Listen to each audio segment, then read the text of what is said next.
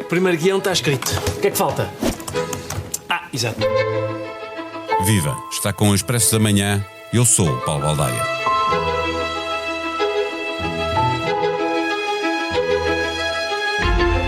A Lei das Comunicações nos Estados Unidos existe desde 1934 com uma secção número 315 que basicamente diz que uma televisão, quando convida um candidato a um cargo político, deve convidar os seus adversários com o objetivo de proporcionar oportunidades iguais a todos os candidatos na mesma eleição.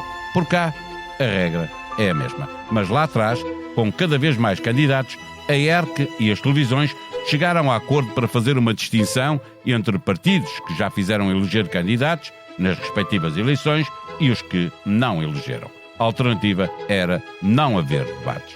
O assunto volta à baila não porque exista quem queira pôr em causa a regra nos Estados Unidos, mas porque a Comissão Federal de Comunicações, FCC na sigla em inglês, equivalente à ERC portuguesa, por pressão de Donald Trump, quis clarificar quais são as exceções admissíveis e isso deixa de fora os talk shows.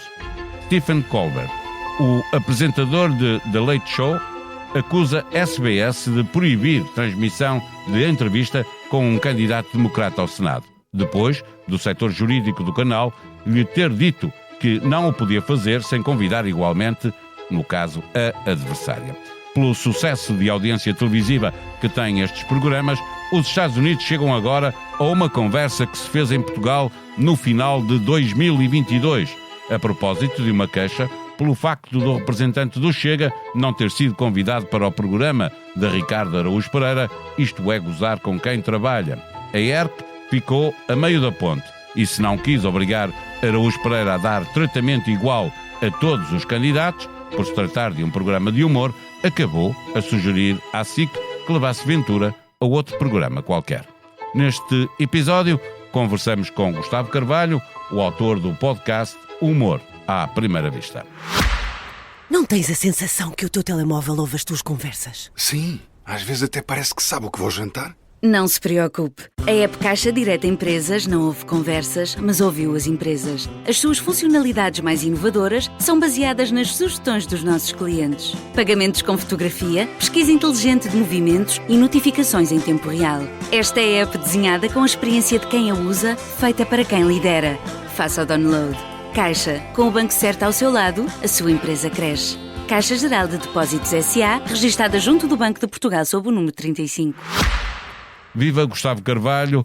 É a FCC que está a clarificar o espírito da tal secção 315 ou é Trump a impor um critério que permita aos seus candidatos republicanos aparecer mais vezes nos talk shows televisivos, onde os candidatos democratas são aqui claramente vencedores? Bom dia, Paulo. É bom estar deste lado.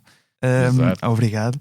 É Trump a impor esse critério via FCC, mas está muito bem disfarçado. Se nós não conhecêssemos o historial de Trump contra os apresentadores de late night shows, não só Jimmy Kimmel, que foi tirado do ar durante uma semana, Stephen Colbert, que vai terminar o programa em maio, e também vários tweets ao longo das duas presidências de Trump sobre, por exemplo, Seth Meyers, nós diríamos que de facto era muito bem jogado, porque estamos neste momento em primárias. Agora é só entre democratas, não exatamente, é ainda estamos a perceber quem vai ser o candidato democrata ao lugar do Senado. As eleições são em novembro para o Senado, e o James Tallarico, que é um jovem democrata profundamente religioso que aparentemente consegue entrar bem no eleitorado claramente mais republicano do Texas, que desde 1990 tem eleito um republicano para o Senado. E há ainda Jasmine Crockett, que é outra candidata democrata que ainda tem hipótese de chegar ao lugar, e parece que ambos, nas sondagens, conseguem desafiar, ou pelo menos causar alguma aflição a Trump, que tem algum receio que possa perder o lugar republicano no Senado através do Texas. O que acontece com este timing é que parece que estão quase a defender a igualdade entre candidatos democratas, porque o que a CBS alega depois num comunicado é que mas se Colbert queres entrevistar o James Tallarico, tens também entrevistar a Jasmine Crockett e outros candidatos que há. O que já aconteceu duas vezes. A Jasmine já foi convidada do Colbert. Mas agora é que estamos em período eleitoral, não é? Exatamente. Das primárias. É sempre aqui que se colocam estas questões, cá também. Então, o que se passou a semana passada com Colbert significa que é uma censura encapotada da FCC, ou por interposta CBS, ou é um golpe de asa do apresentador comediante para jogar a seu favor uma regra com a qual não concorda? Sim, os comediantes têm por tendência a reagir sempre assim. Se não dizem não podes fazer isto, claro que eu vou fazer. No dobro. Nesse sentido, são, tal como Trump, muito infantis, mas estão no fundo, estão no fundo a seguir o código deontológico do humorista. É suposto fazerem aquilo. Mas é obviamente uma pressão muito deliberada. Se não for uma censura direta, quase um pedido para se autocensurar. Mas obviamente que Colbert não tinha outra hipótese que não seguir este caminho de se revoltar, até porque já sabe que o programa vai acabar, não tem nada a perder. Que, aliás, publicou a entrevista na mesma no YouTube e teve uma audiência. Milhões que assim. Não tem neste momento na televisão. E se fores comparar os vídeos das entrevistas dos convidados que depois são sempre publicadas no YouTube, esta foi claramente a que teve, já desde há muito tempo, muitos milhões. E não só o James Tallarico conseguiu mais não sei quantos milhões de angariação de fundos para a sua campanha. Portanto, no fundo teve o efeito contrário que se calhar Trump pretendia. Exatamente. Como compara esta polémica com aquela que vivemos por cá, quando a ERC resolveu investigar o programa de Ricardo Araújo Pereira na SIC, para o qual foram convidados todos os líderes partidários do Conselho Parlamentar, menos, eu julgo que depois quem apresentou queixa foi Ventura, mas acho que na altura havia um problema também com o dirigente do PEV em 2022. Sim. Tem algumas semelhanças, mas não no sentido em que nos Estados Unidos... É outra, não? Sim, e nos Estados Unidos há uma pressão do poder político, e aqui, quer dizer, é que reconhecemos alguma independência que não reconhecemos, ou eu pelo menos não reconheço ao FCC nos Estados Unidos. E além dessa queixa que vem de 2022, que a ERC disse que de facto devia haver abertura exatamente em programas de entretenimento e humor, que é uma coisa que não me faz muito sentido. Em 2024 também a CNE, a Comissão Nacional de Eleições, também instou a SIC a compensar, neste caso o Chega especificamente, por não ter sido convidado do programa de Ricardo Araújo Pereira. Portanto, se esta decisão de obrigar humoristas a receber todos os candidatos políticos faz sentido, eu considero que é insuficiente. Além disso, devíamos obrigar também os humoristas, ou neste caso estamos a falar do Ricardo Araújo Pereira, a fazer exatamente o mesmo número de piadas sobre todos os candidatos. Porque o trabalho do Ricardo Araújo Pereira, tanto na parte da conversa como no monólogo inicial, é fazer piadas. Nós depois podemos dizer, obviamente, que aquilo está mascarado de programa jornalístico. E exatamente, é esse o propósito do humorista naquele caso, é parecer um jornalista, ser sério.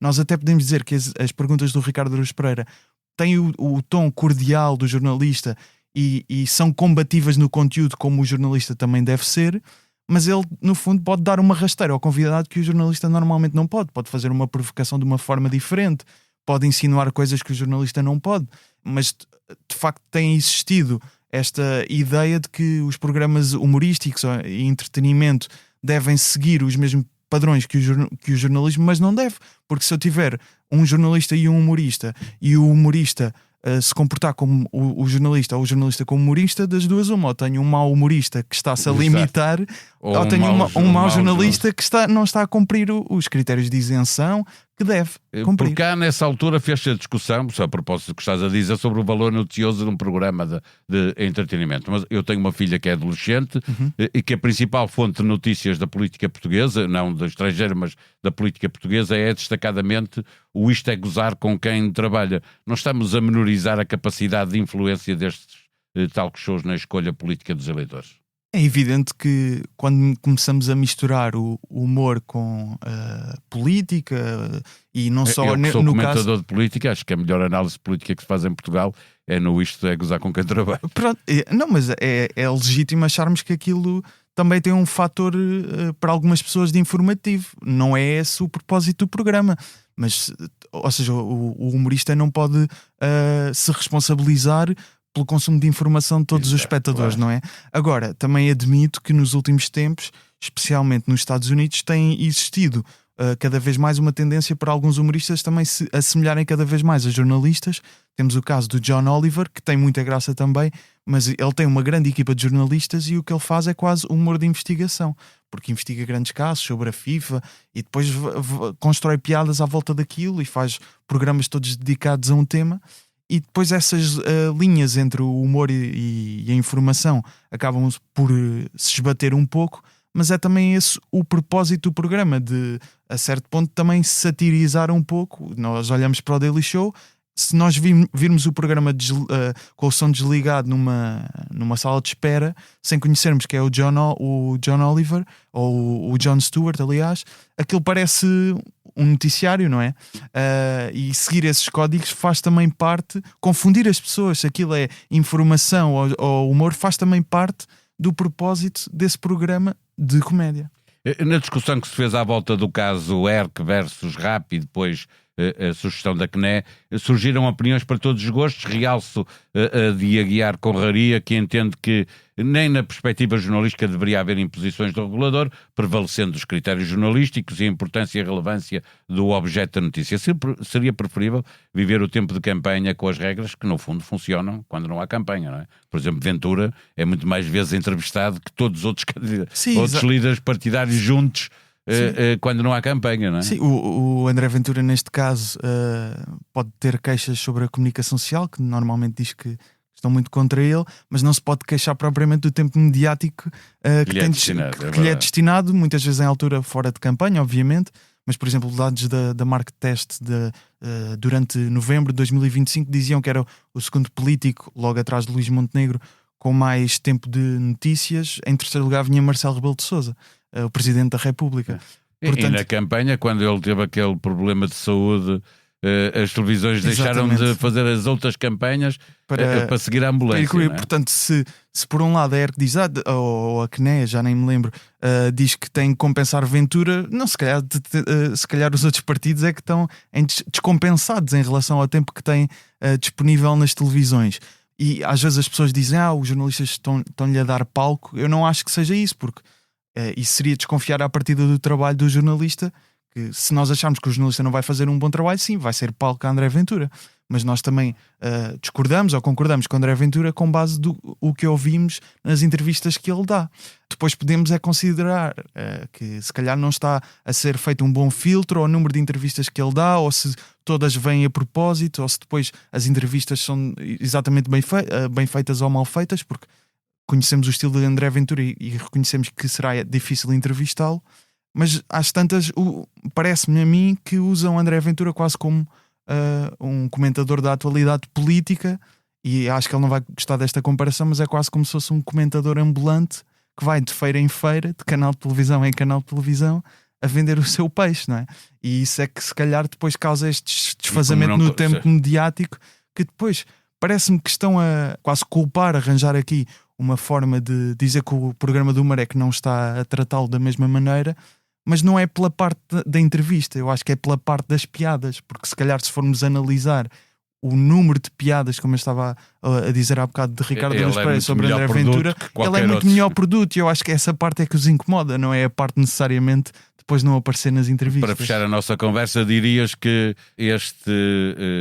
estes populistas que já arranjaram maneira de controlar de alguma forma a informação, querem agora pôr amarras no humor onde não conseguiram fazer o que fizeram na informação. O Trump é claramente muito infantil, como eu estava a dizer, ele tem uma história ligada ao humor, porque até antes de ser presidente há um jantar, daqueles jantares correspondentes na Casa Branca com Obama. O presidente da piada. Exatamente, e o Trump estava presente, foi no fundo alvo de um roast, tanto de Obama como de Seth Meyers na altura, e algumas pessoas até disseram que foi por isso que ele depois se candidatou e acabou por vencer. Isto depois há aqui todas ligações financeiras de Trump ter de aprovar negócios da CBS, que as pessoas obviamente começam a desconfiar que se calhar é por isso que Colbert vai ter o programa cancelado, se será mesmo por razões financeiras ou não, mas a lei não faz muito sentido nos dias de hoje, especialmente porque o entretenimento não pode ser só regulado por aquela comissão, porque aquela comissão não regulou o entretenimento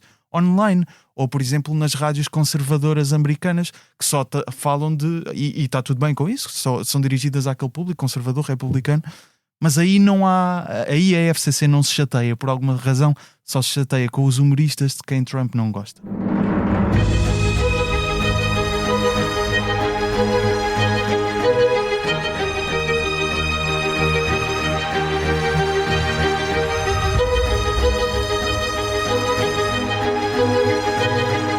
Gustavo Carvalho é o autor de um dos podcasts mais antigos do Expresso. Em Humor à Primeira Vista, entrevista pessoas para quem a comédia é paixão e profissão. O podcaster faz também uma newsletter com o nome do programa, que sai à sexta-feira. Aproveite, vá a expresso.pt e subscreva a newsletter de Gustavo Carvalho, que é um profissional dos 7 ofícios e é também o sonoplasta que mais vezes oferece ao Expresso da Manhã os seus cuidados técnicos. É o caso deste episódio. De saída, proponho-lhe que ouça o mais recente episódio de Histórias de Lisboa, onde o jornalista Miguel Franco de Andrade conversa com o geógrafo Francisco da Silva Costa sobre uma das maiores tragédias da área metropolitana de Lisboa, as cheias de 1967. Nós vamos voltar amanhã. Até lá, tenham um bom dia.